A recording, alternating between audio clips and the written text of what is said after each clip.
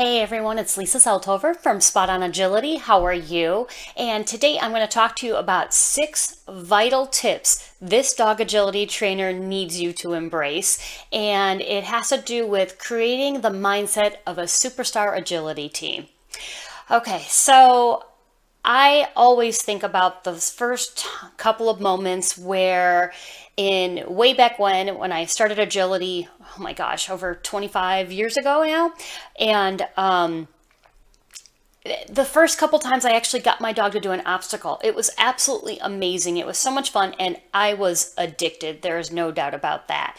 And from there, I went on to train other people, and I love when there's that spark when people get to see what their dog is doing and that they have taught them to do, whether it's a table, a jump, an A-frame, a tunnel, and they are just so excited by that.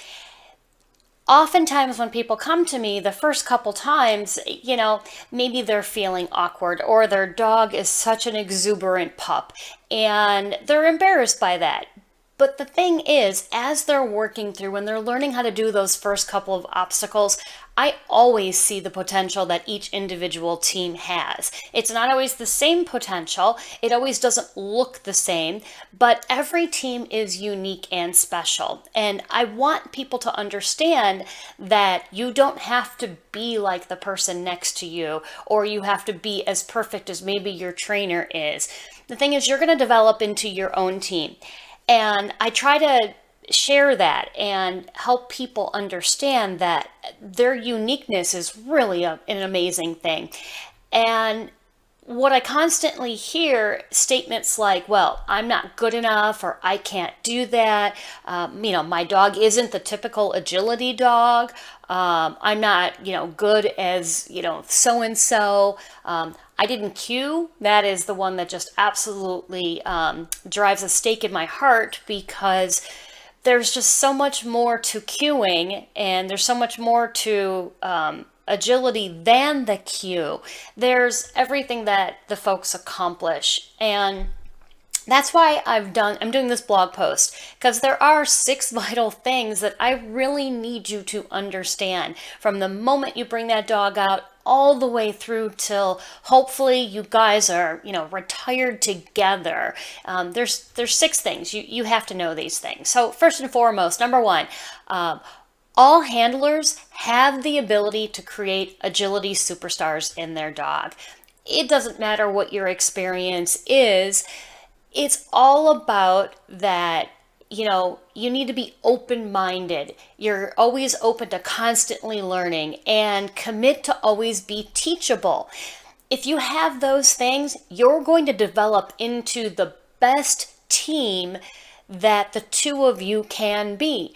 And that is a beautiful thing. You have such unique skill sets. You have such a unique dynamic that it's time that you really started to embrace that. Stop trying to be like everybody else. All right. So next, second part, superstars aren't born, they really are made. And I know there's going to be a lot of people out there that will say, but genetics have a big part in things. And yeah, absolutely they do.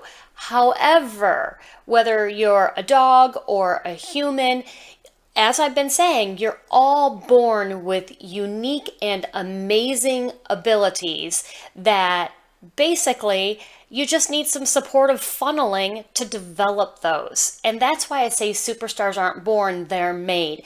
Stick with that developmental funneling and create the best team that you can be, working off of your strengths and continuously improving what you consider to be your shortfalls.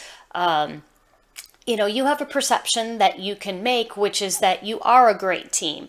And when you think you're a great team, you are a great team, and then you're going to continue to develop into an even greater team. So, all right, next one. You must define your own agility goals.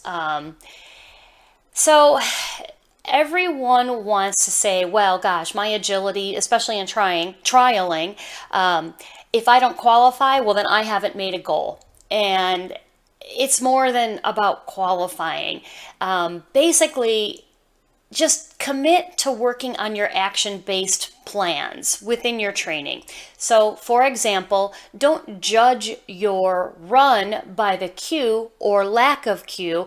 Instead, judge your run by each of those many, many, many, many small moments that ultimately came together to build the entire run. So, for example, the sit stay, the release from the sit stay. Maybe it's getting over that first obstacle. Gotta love my cat in the background, right?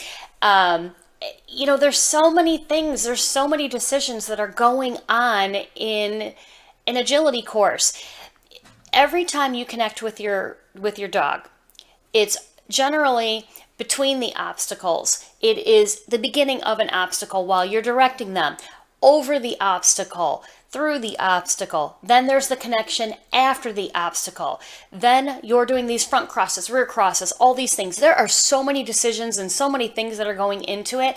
I think it might be helpful if you started to tally all of those things that you did right, so that if by some chance you don't get that cue, you can look back on your run with pride and say, but look, these are all the things that I did right.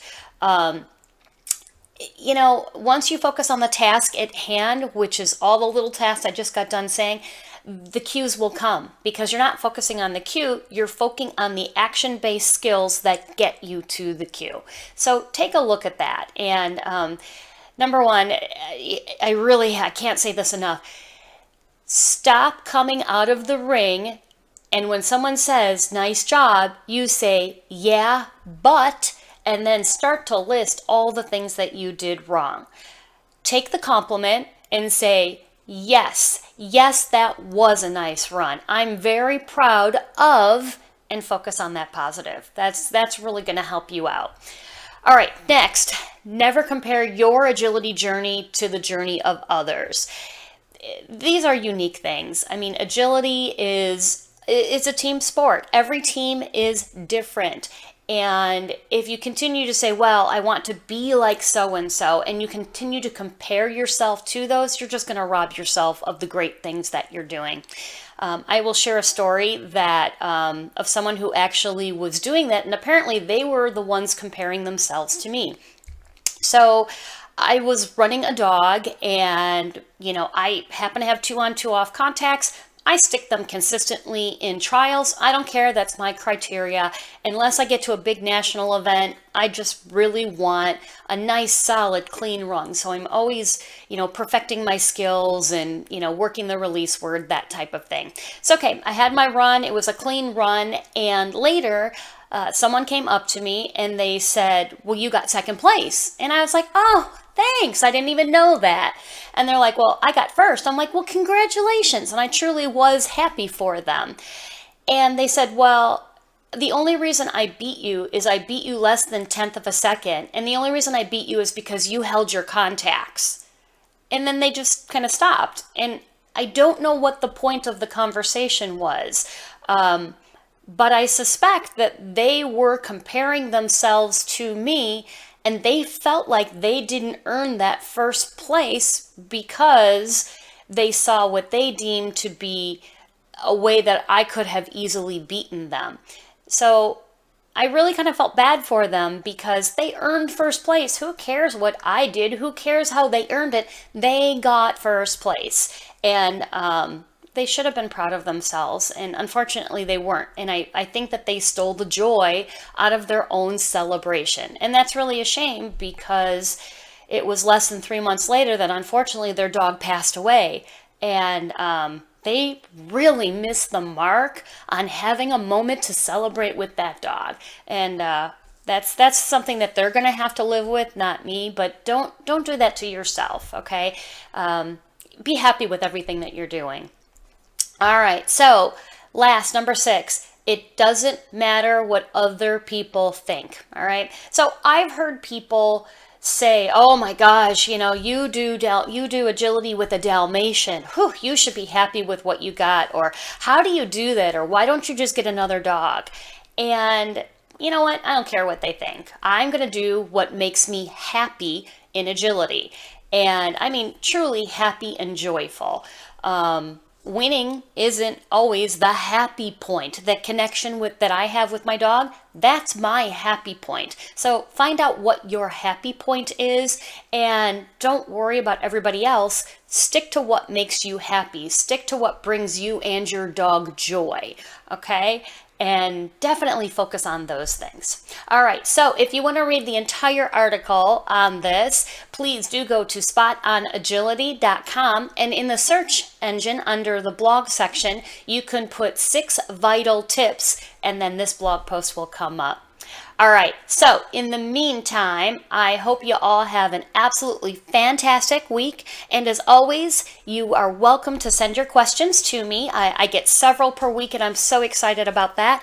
You can reach me at lisa@spotonagility.com. I do try to get to everybody, so please do go ahead, send me your questions. And as always, happy handling and have a fantastic week. Thanks, everybody.